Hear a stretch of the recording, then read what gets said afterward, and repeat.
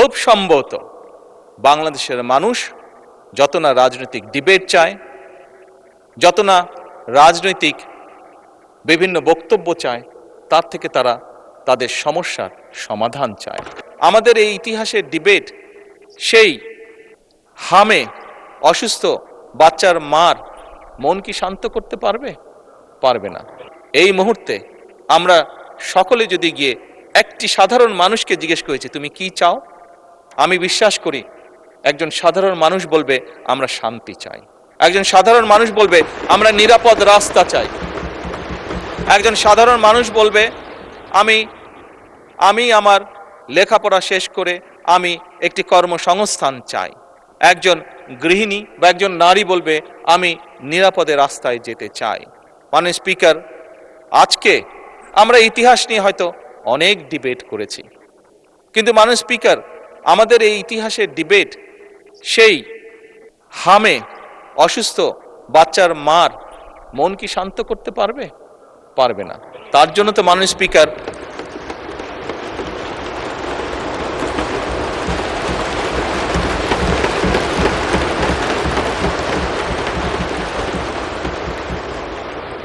অথবা মাননীয় স্পিকার যে ছেলেটি ইউনিভার্সিটি পাশ করে চাকরি সংস্থানের জন্য মাসের পর মাস ঘুরে বেড়াচ্ছে, তাকে কি আমরা আমাদের এই যে ঐতিহাসিক ডিবেট কে আমরা কি করেছি অতীতে সেই ডিবেট দিয়ে তাকে কি আমরা কিছু বুঝ দিতে পারবো? মাননীয় স্পিকার, পারবো না।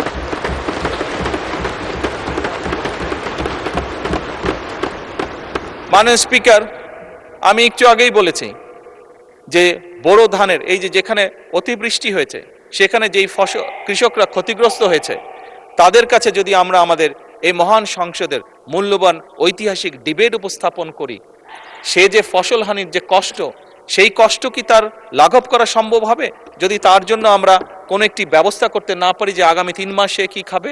হবে না। মাননীয় স্পিকার, তাকে আমার খাবারের ব্যবস্থা করতে হবে, ওই বেকার যুবকটির জন্য আমার কর্মসংস্থানের ব্যবস্থা করতে হবে, হামে আক্রান্ত শিশুর জন্য তার মায়ের সান্ত্বনার জন্য আমাকে ওষুধের ব্যবস্থা করতে হবে।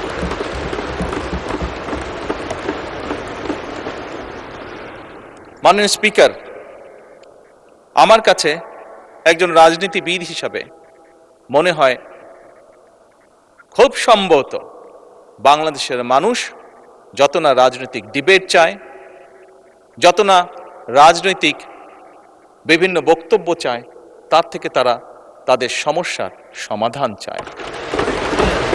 মাননীয় স্পিকার,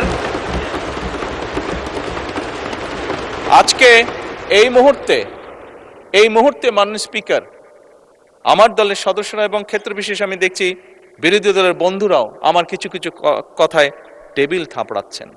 মাননীয় স্পিকার, এই যে চেয়ারটা আপনি দেখছেন, যেই চেয়ারে আমি এখানে বসছি আপনার সামনে মাননীয় স্পিকার, এই চেয়ারটি খুব কঠিন একটি চেয়ার। মাননীয় স্পিকার, এই চেয়ারটি দেখলে মনে হয় বসতে খুব আরাম, আসলে মাননীয় স্পিকার মোটেও আরামের না।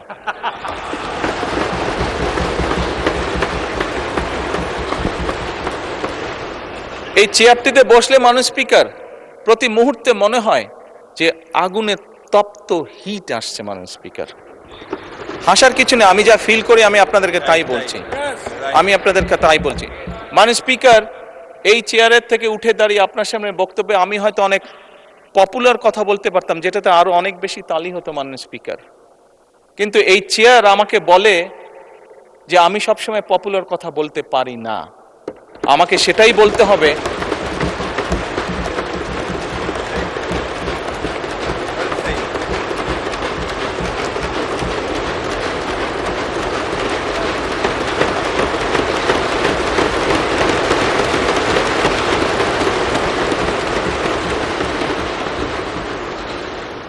মাননীয় স্পিকার, একজন রাজনীতিবিদ হিসাবে আমারও তো ইচ্ছা করে পপুলার কথা বলতে, যাতে জোরে জোরে তালি পায়, কিন্তু এই চেয়ার প্রতি মুহূর্তে আমাকে স্মরণ করে দেয়, no, you have to take the right decision, not the popular decision.